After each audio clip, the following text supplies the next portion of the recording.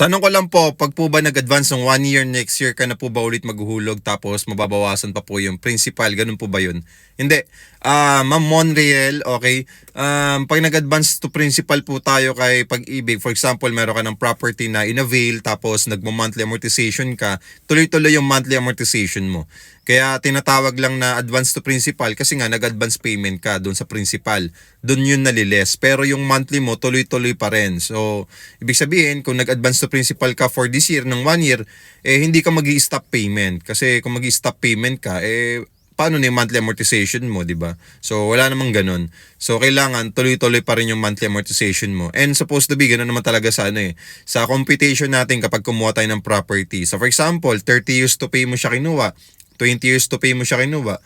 So, malilas yung, yung principal loanable amount mo. And then, malilesan din yung years. Pero kung mag-i-stop payment ka for 1 year, hindi po. So, another tip din, kapag nag-advance to principal ka for 1 year, next month, pwede mong gawin ulit yon. So, for example, ngayong month ka nag-advance to principal ng 1 year, so next month, pwede mo ulit gawin yon ng advance to principal ulit. So, depende naman sa'yo, as long as na ang minimum na pwede mong i-advance to principal kay Pag-ibig, yung monthly amortization mo. Kung ang monthly amortization mo kay Pag-ibig ay nasa 25,000, sample lang, okay, 25,000, and then, dapat, kung mag-advance to principal ka, kailangan, yun din yung yung amount ng monthly mo, yung i-advance to principal mo.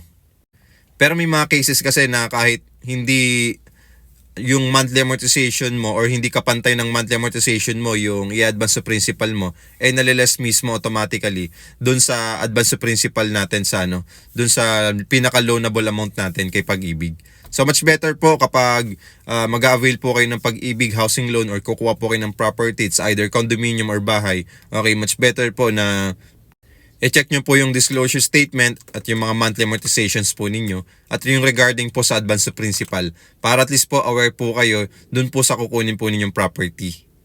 Pero kung naghahanap po kayo ng affordable property for only 10,000 cash out only, through Pag-ibig financing at ang monthly na sa 18 to 19,000 pesos. Kung wala naman kayong Pag-ibig, okay, pwede kayong mag-avail through bank financing, 25,000 cash out only at ang monthly na around 24 to 25,000 pesos per month. So sa mga interested, just follow me and message me. At wag nyo na lang pong kalimutan to, Ma'am Heart, okay? Mag-heart po tayo.